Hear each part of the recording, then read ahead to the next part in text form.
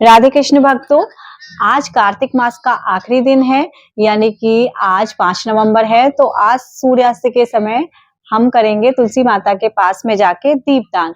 तो दीपदान के लिए मैं बताऊंगी आपको क्या क्या चीज चाहिए और किस तरीके से दीपदान करना चाहिए। तो सबसे पहले तो अब हम बताएंगे आपको दीपदान में क्या क्या चाहिए। तो सबसे पहले हम लेते हैं 11 दिए, और मैंने ये धो के 11 दिए, और हमने लिया है तिल का तेल। अगर आपके पास घी है, शुद्ध गाय का घी, तो आप घी लेंगे तो ज्यादा बेटर रहेगा। नहीं घी है तो आप तिल के तेल का यूज कर सकते हैं। इन 11 दियों में हमने कॉटन की फूल की बत्ती लगानी है। हम जब दीपदान करते हैं तो दीपदान में हम लंबी बत्ती नहीं लगाते हैं। दीपदान में हमें ये जो गोल बत्ती जिसको कहते हैं, हम फूल बत्ती कहते हैं, जिसको जो मैंने बनाई है, और ये आप देखो जो मैंने ये गोल बत्ती बनाई है, ये दीपदान में इस बत्ती का यूज होता है।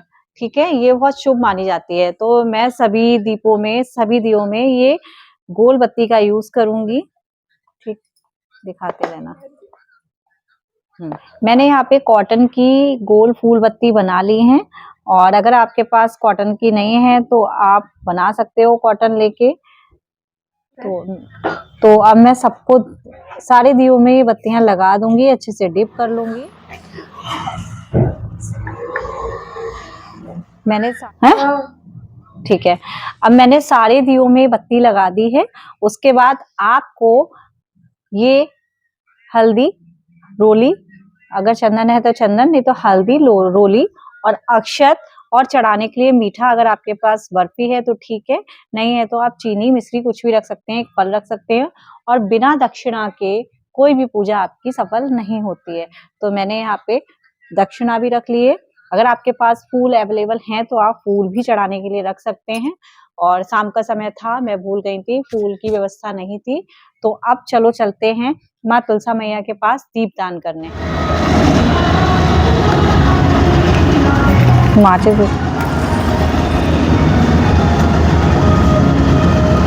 दीपदान हमेशा उत्तर दिशा में करना चाहिए। उत्तर दिशा में मुंह करके ही दीपदान करना चाहिए।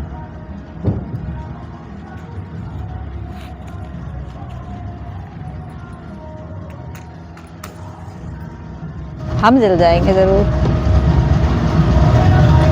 हाँ,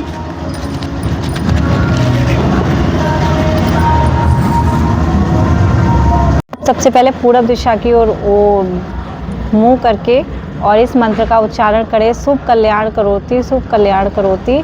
और सबसे पहले दीपदान के लिए हमने गंगा जी में, जो कि हमने ये जल लिया है, गंगा जल को रख के गंगा में प्रवाहित करा जाता है दीपदान। तो गंगा जी में स्थापित करके दिए को, और थोड़ा सा हाथ लगा के इस तरीके से, क्योंकि जल में प्रवाहित कर रहे हैं तो हाथ लगाना जरूरी होता है। दीपदान करने का अर्थ ही यही होता है। इसी तरीके से सारे दीपदान हम गंगा जी में रखेंगे।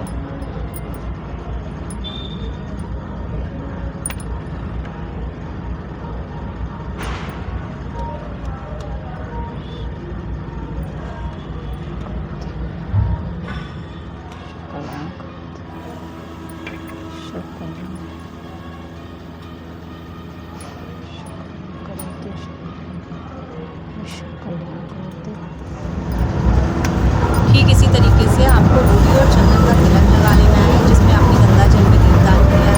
उसके बाद में आपने अक्षत को चढ़ाना है। तिलक करने के बाद में और जो भी स्थान दिया है उसमें आपको चढ़ाना है, इत्यादि चढ़ाकर हाथ जोड़कर सबसे पहले पूरब दिशा की ओर मुंह करके और इस मंत्र का उच्चारण करें।